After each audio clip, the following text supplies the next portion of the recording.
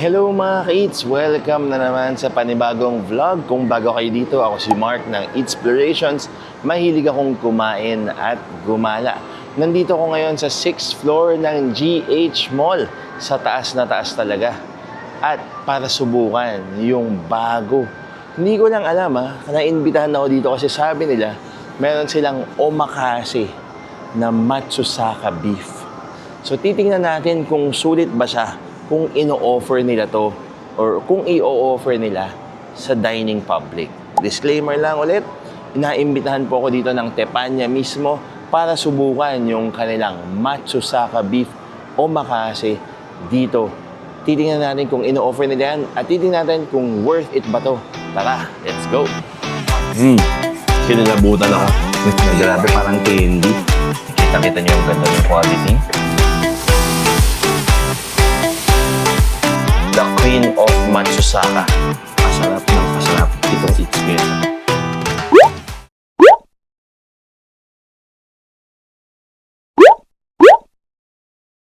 Kung first time nyo sa napakalaking GH Mall na ito at medyo mataas din siya, diretso lang kayo mag-escalator or mag-elevator papuntang 6th floor. Tapos kapag nakita nyo na yung kanilang Shinye Beijing Roast Duck, yung Stone Steaks at yung kanilang time zone dito, tapos katabi ng Kuro Niku na sister company nila, makikita nyo na rin yung Tepanya. So, sikat si Tepanya sa kanyang unlimited teppanyaki or teppanyaki all you can. Parang may 2 or 3 sets yun. Siyempre, mas maganda yung sets, mas mahal. At yung ino-offer nilang mga meats at yung mga iba pang seafood, siyempre, mas maganda rin kapag mas mahal yung inyong kukunin.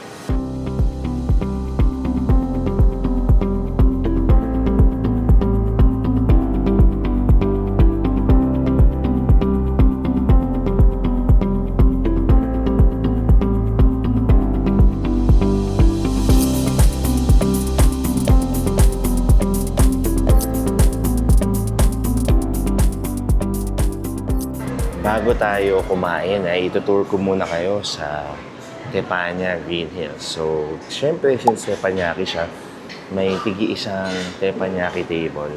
Ang maganda dito, kahit naman mag-isa kayo kumain, pwede rin. Tapos pwedeng 2, 3, 4. Maganda, mas maganda kung kukunin nyo yung lahat ng mga slots para syempre, mas masaya at mas mag-e-enjoy kayo.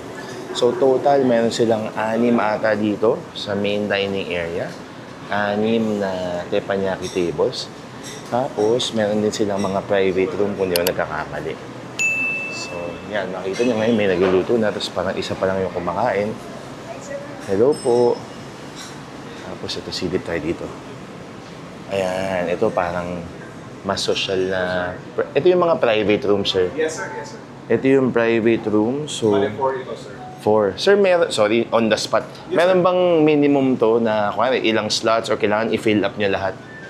Basta, sir, pwede namang i-reserve to exclusively. Tapos, good for 12, maximum 12 ito. Maximum 12, Yes. okay. So ito, ang ganda, parang mas maganda pa nga. Parang very zen-like yung setup. Tapos siguro dahil ito, naka-setup na siya for omakase. Yes, sir. Okay, so naka-setup siya for omakase. Tapos ito, meron pa tayong parang certificate dito. Eater Ranch, the Queen of Matsusaka. Grabe. Tapos meron pa kayong view dito ng Green Hills. O, di ba? Panalo.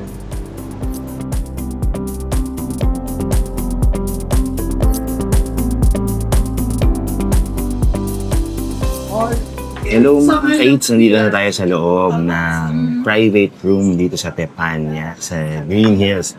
So itong ino-offer nila ngayon ay dito pa lang available. Pero sabi sa amin kapag nag-launch na sila ng kanilang 8-course Valentine's omakase, lahat ng branches nila, pwede nyo lang ma-experience ito. So yung price, medyo i-confirm ko na lang pero lalagay ko na lang dito kapag pinublish natin yung video. Pero more or less, parang siguro same lang siya. Yung kasama dito ay yung tataki salad. Papakita ko yun sa screen. Meron tayong nigiri, tartar, sukiyaki consomme, usuyaki, merong Wagyu Olympics cut. Grabe yun may tsahan, at meron tayong premium gelato for the A course. So meron din siyang optional na sake pairing for 1,500 pesos. Tatlong pour siya ng sake. Dito yung lahat sa Tepanya. Naku mga kids, excited na ako kasi pag sinabing Wagyu, Matsusaka, tapos Omakase, parang yung tatlong words na yun ay mukhang panalo magiging experience. So abangan ninyo kung panalo nga talaga itong experience ito dito sa Tepanya. Excited na. Let's go! Mukhang magsisimula na yung ating experience. So, panalo kasi pagka nandito kayo sa private room. Yung privacy, tapos syempre mas enjoy niyo yung company ng isa't isa. Tapos kapag ka omakase, dito talaga kayo i-lead kasi para mas maging special yung experience. So, yan na. Meron tayong pa-blowtorch from the chef. At kita-kita natin yung mga kasamahan natin dito na nag-video-video na. At tuwang-tuwa habang pinapanood si Chef magluto ng ating first course. Okay? So feeling ko ito yung kanilang aburi, thinly sliced aburi Matsusaka beef. Grabe. Kita niyo yan? Ang bango. Sobrang bango. Tapos talagang amoy na amoy talaga agad. Ang maganda kapag nasa isang omakase kayo, makikita nyo talaga pinaprepare yung pagkain sa harap ninyo. Tapos, very carefully and parang delicately nilalagay nila yan and yung piniplate ng maganda. So, kita nyo naman nakatutok talaga yung mga friends natin dito. Si Mambing. So, ito na yung ating Matsusaka beef. Yan, oh, grabe. Excited ka na ba? Ang bango eh. Kanina, tinatorch, ang bango na agad. So, ito yung ating first course. Grabe, first pa lang yan, pero mukhang bango-bango na. Tapos, ito naman yung nasa kabilang table. So, yan yung kanilang pinaprepare na first course na Matsusaka beef. Mga kaits, ready na for the first course is the tataki salad. Ayoko kainin in one bite, pero tingnan natin. Ito yung kanilang Matsusaka beef. Grabe. Ano lang siya, parang tinorch lang para magkaroon lang ng light sear. Tapos medyo mabuhay yung taba. Ang gusto ko dito, gumamit siya ng ponzu dressing kasi ano siya, citrus. So medyo bright. Tapos hindi ganun ka-fatty yung feel. Pero lasa mo pa rin yung pinaka Wagyu.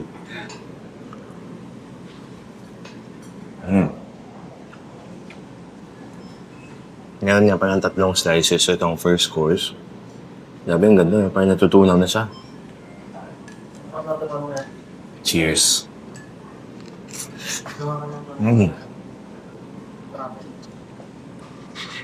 Ang maganda dito, pang una pa lang to.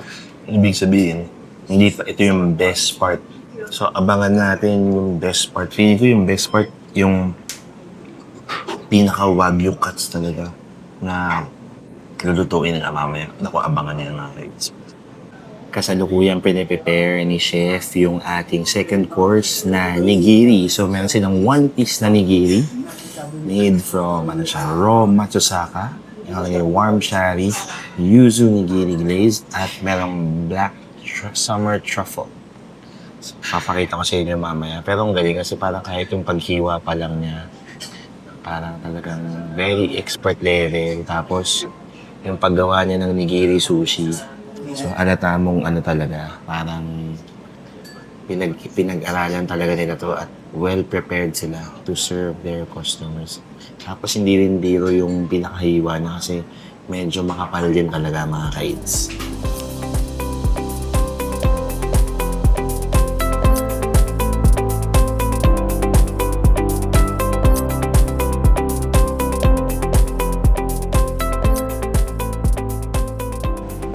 Nandito na yung nigiri. So, ito yung raw Matsusaka.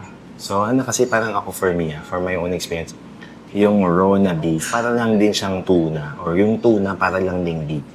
So, ito yung atin. Meron mag-special pa siya kasi meron silang black truffle sa taas at meron siyang glaze. Okay? Cheers tayo mga ka-eats. Okay.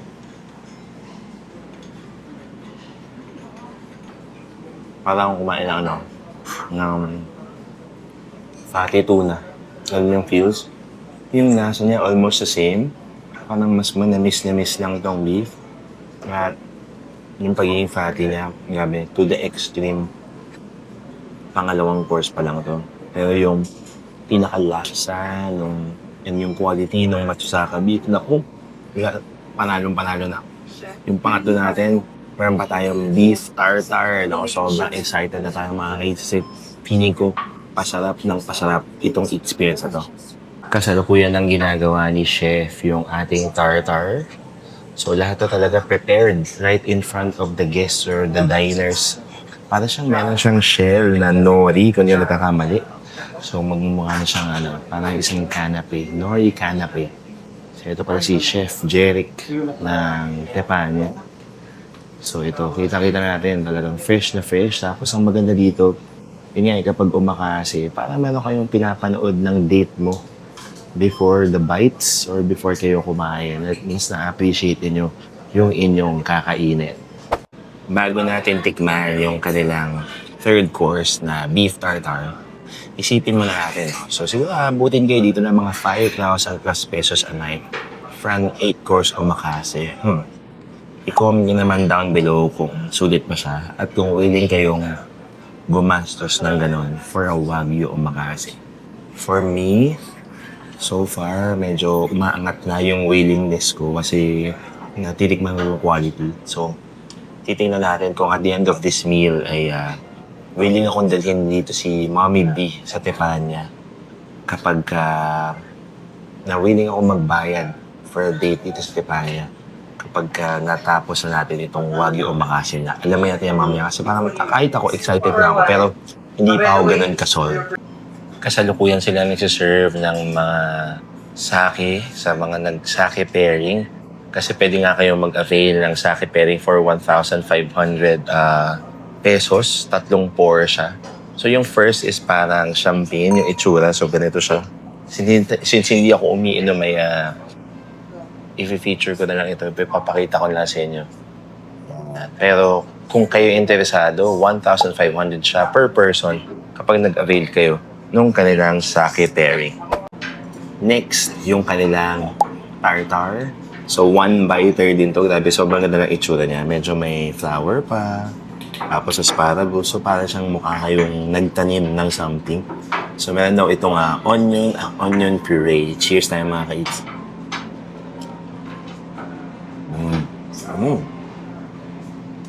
Ang ganda ng contrast ng textures. Both. Yung bite talaga nung pinaka-wagyu, sobrang linis. At gusto ko yung lasa ng onion puree. Parang nabubuhay yung dish at hindi siya naging overly rich and fatty. Next na sa ating experience ay yung fourth course, which is the sukiyaki consomme. So, yung first 3 courses niya, parang for me, parang napakilala mabuti yung lasa, yung Matsusaka beef, yung quality. Which is parang a good start kasi syempre gusto mong malasahan talaga yung quality. Kung talagang wagyu yung lasa niya. Tapos ito, mas magkakaroon na siya ng mas maraming lasa siguro together with it na magko-complement sa kanya. So, yung sukiyaki naman yung next. So, meron itong raw Matsusaka, merong tofu, may mushrooms at seasonal vegetables pala mushrooms. Seasonal vegetables. So, halfway na tayo kapag tinikman natin itong sukiyaki consomme. So, habang ginagawa yung ating 5th course sa harap namin ngayon, pinapanood natin siya, meron na tayong sukiyaki consomme. Ang cute kasi kinupor pala siya sa harap mismo. Tapos, raw talaga yung Matsusaka. Parang maluluto na lang siya konti sa init yung soup. Cheers na mga kaits. Excited na ako tikman to. Soup muna. Wow. That's good. Manamis-namis. Tapos, parang feeling ko yun yung lasa ng sukiyaki na sanay ako.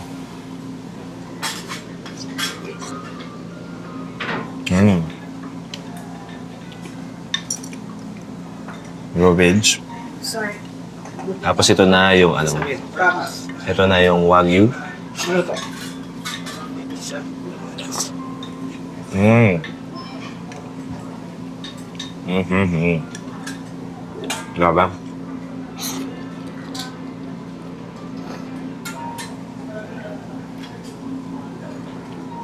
Ang comforting niya, pero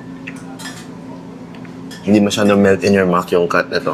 Parang medyo mas malitin siya than doon sa kanila.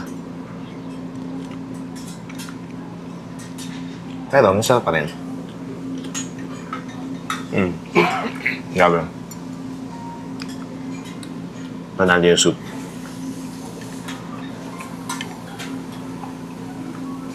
Bagay na bagay sa raw beef. Tapos yun yung ginagawa na yung fifth dish. Naku, grabe. Parang mas lalo ko na-excite.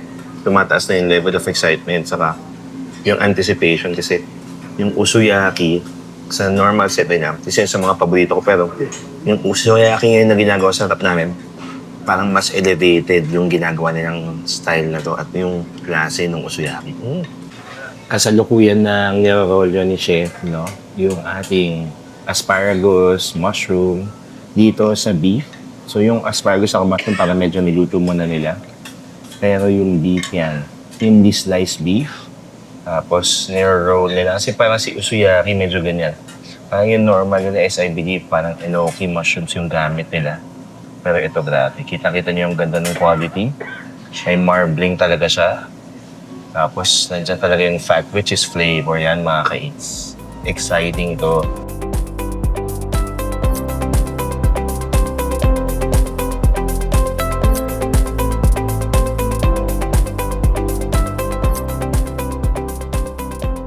Habang pinapanood ko ngayon yung pagpiplate nila, parang mas lalo kong natatakam. Parang yung anticipation is real kasi grabe parang syempre, yun na-mention ko kanina, paborito ko na yung usuyaki. Tapos, mas sumarap pa kasi syempre meron tayong fresh mushroom. Tapos meron tayong fresh na asparagus. Tapos meron pang prepare kanina yung chef na Bordelaise jus.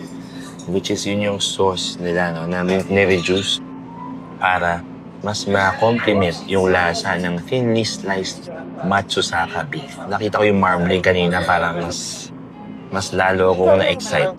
Hindi ko parang meron silang sinerve ngayon na palate cleanser. Hindi ko na alam kung before, or before siguro, before the usuyaki. So kakainin na natin ito habang inaantay natin yung ating usuyaki. So, ito, cheers.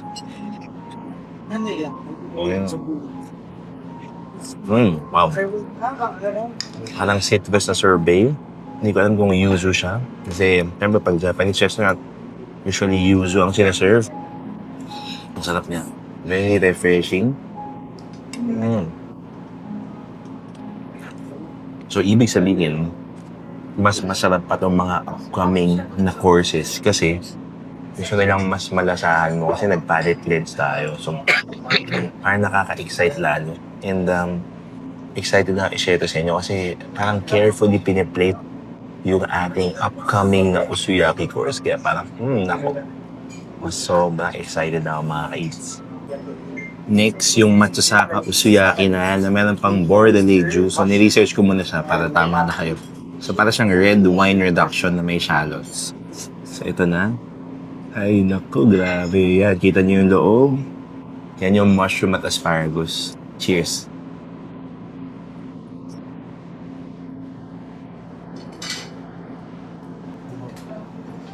Sarap. Grabe. Sobrang palala.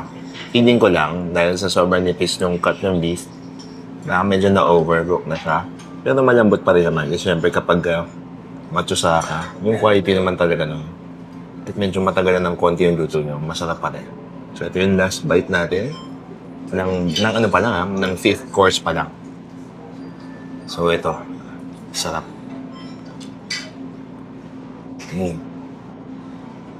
Yung pati niya sa ganyan, very rich, ang sarap, velvety. Yung veggies, medyo crunchy pa.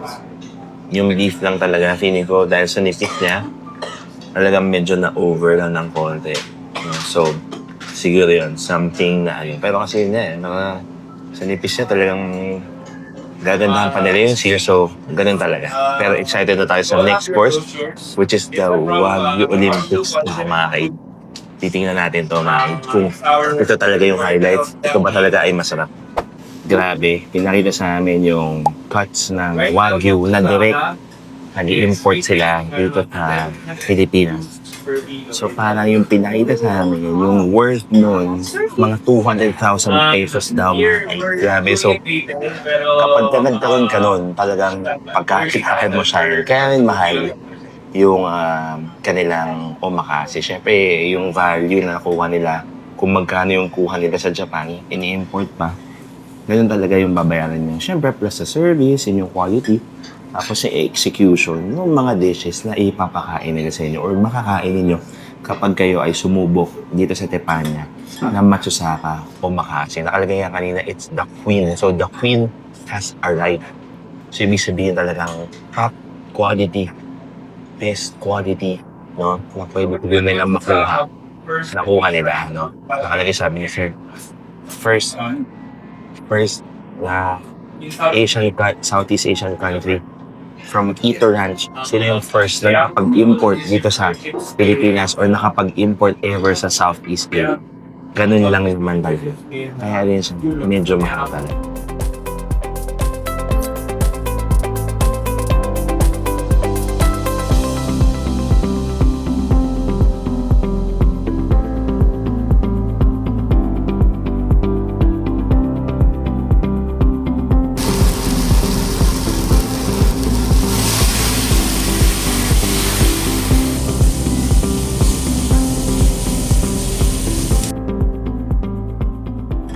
Okay mga kaids, disclaimer lang. So kasama dun sa 8-course Valentine's Omakase is A5 tenderloin. Pero sa video na ito, ipinakita nila sa atin kung ano pa yung iba't ibang cuts na meron sila.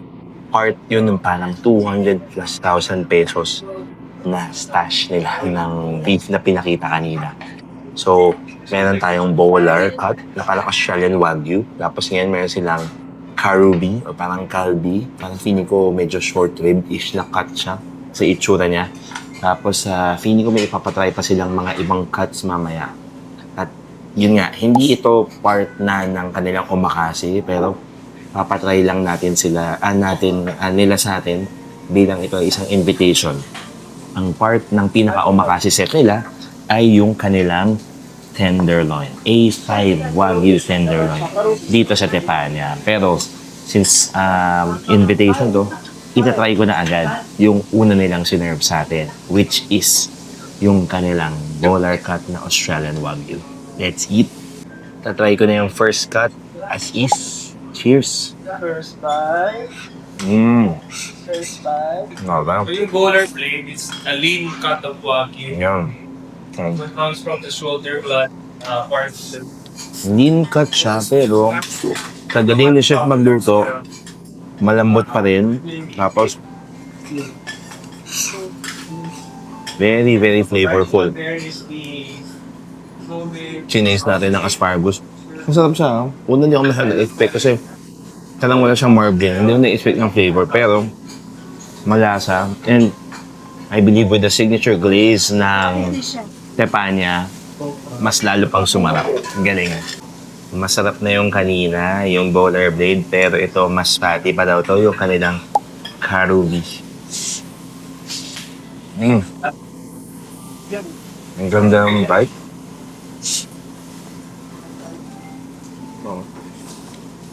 Damang-dama mo yung parang medyo litin-litin niya, pero biglang puputok yung fat. Ang sarap. Grabe. Chase natin ng kanilang garlic. That's good. That is good. Susunod dito is yung mouse steak. Kasi yun yung tawag, mouse steak. At bottom sirloin. So, grabe. 4 na so far. Feeling ko baka mga 8 cuts tayo ng steak na matitikman. Buti mga bite-sized pieces lang to. At in moderation naman mga kids. susubukan natin yung mouse steak. So, Kobe beef na daw to. So, sabi rin sa amin is, yung mga medyo lean na steak cuts nila, parang pinaflavor pa nila nung pinaka-glaze nila. Kasi nga, parang siguro dahil kulang siya sa cut, medyo mas kulang siya sa flavor. So, yung mga mas fatty na daw, lalagyan na lang nila ng salt and pepper. So, ito yung mouse steak. Sabi para daw itong Wagyu and Angus ata na hybrid. Wow. It's good. How about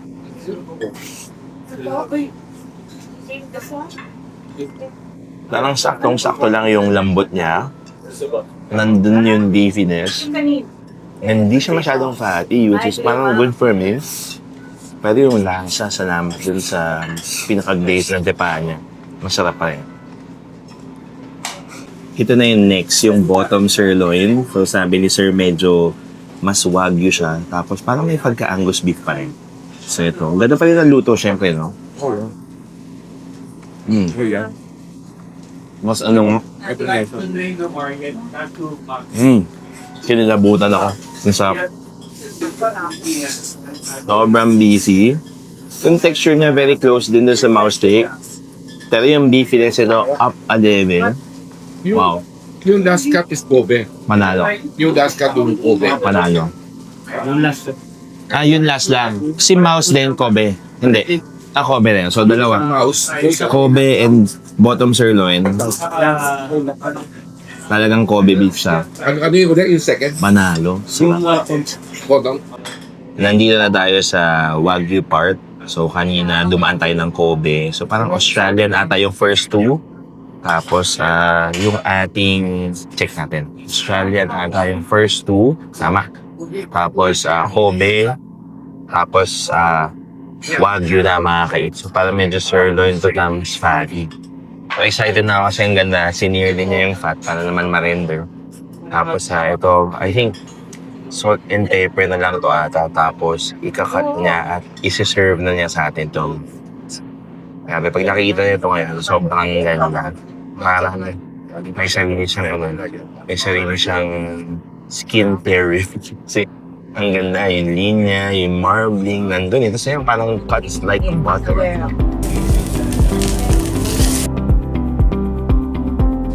Ito na yung picanha. So, Wagyu picanha.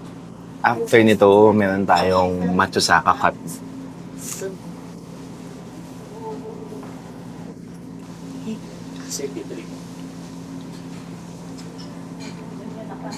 Nandun yung pagiging sirloin niya, pero sarap na sarap talaga sa Wagyu flavor. Panalo. Lagyan ko ng konting salt at konting pepper kasi masyado siyang rich for me. Better. Ang sarap. Panalo.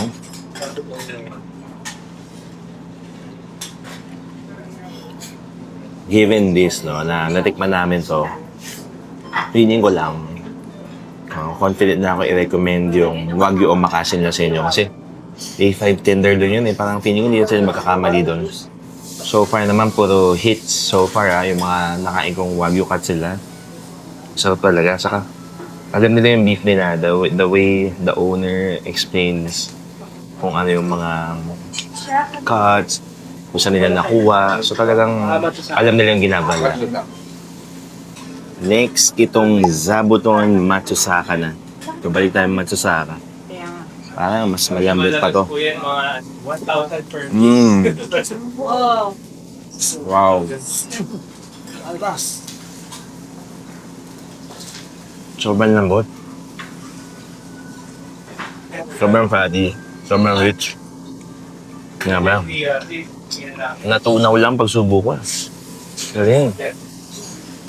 Wow.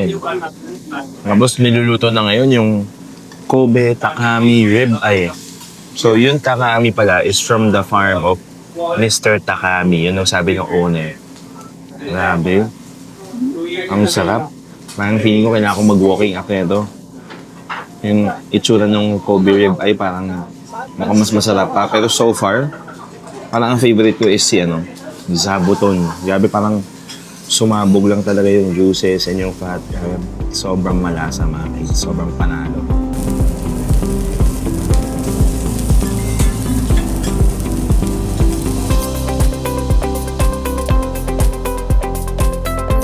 Mga ka-eats, Kobe, Takami, Rib ay na yung titikman ko.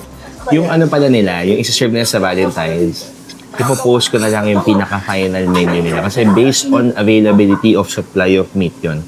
So, hindi pa pala final yung A5 tenderloin. So, ito yung kanilang Kobe Takami Rib Eye. Na grabe parang candy. Tikman na natin.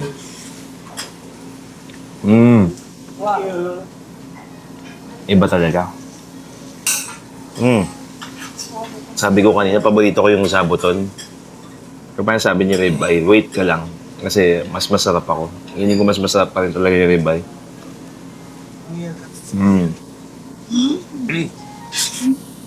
Iba kasi yung ratio ng fat eh, saka meat eh. Ang sarap ah. Bawat bite, nandun yung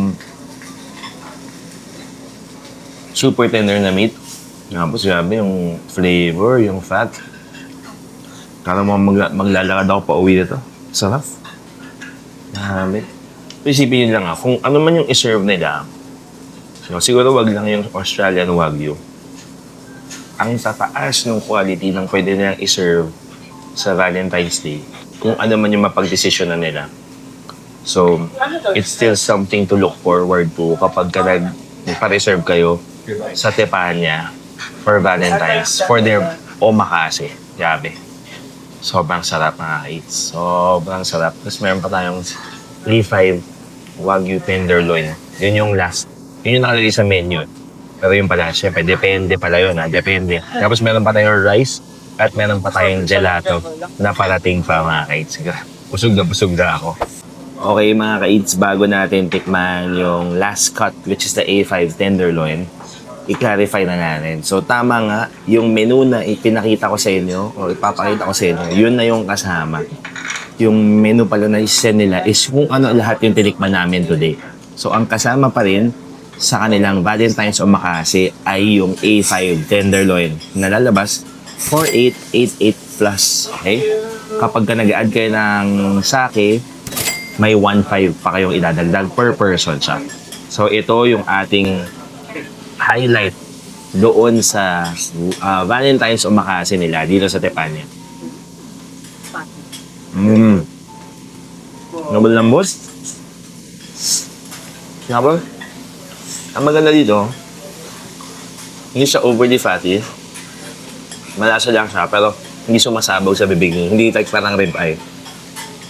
So, pwede na. Wow.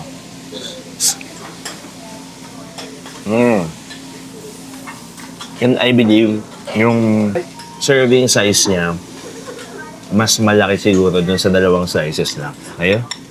So again, A5 Wagyu na yung kasama. Yun na, final na siya. Dito, sa menu na ito, okay, naka-flash yung sa screen. Doon sa Wagyu Omakase, Matsusaka Omakase set ng Tepanya for Valentine's. Siguradong hindi ako mapapaya. I-look forward yan. Magpa-reserve kayo kung mahilig kayo sa steak, sa Wagyu ng inyong girlfriend, boyfriend, asawa. Siguradong mag-i-enjoy kayo sa Valentine's.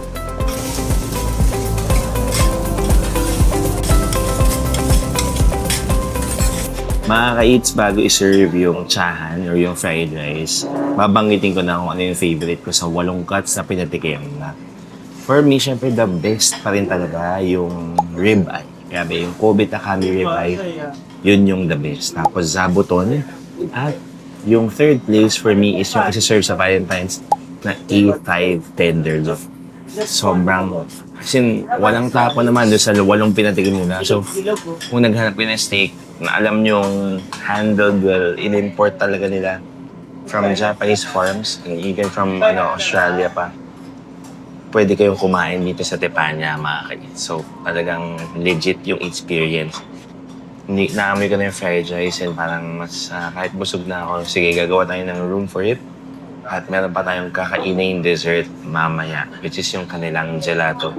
To cap off yung preview ng kanilang magiging Valentine's Day Omakase, Matsusaka Omakase, dito sa Tepanya. Second to the last course, yung kanilang Wagyu na tsahan. Yabe, Matsusaka tsahan daw to. Ang bango niya. Kita-kita ko yung yung fat na ginamit.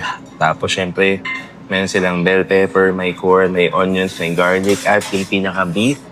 Kain tayo mga kaids. Mainit-init at umuusok pa. Diba? Ang bambagag ng rice. Talagang coat na coat nung tart. Kahit busog na ako parang. Hanggang panalo. Ang gabi. Hindi pa tapos yung experience pero sobrang happy ko na. Since kung mahilig kayo sa Wagyu beef, Japanese food, must try itong kumakasa ito. Narating na rin natin yung last course. So, ang cute. Hindi ko na alam itong nakalagay, Hana Gelato, watermelon, and mint granita. Okay, so, ito. Watermelon ba siya? Tapos yung Hana, tignan kung ano yung Hana Gelato. Ito.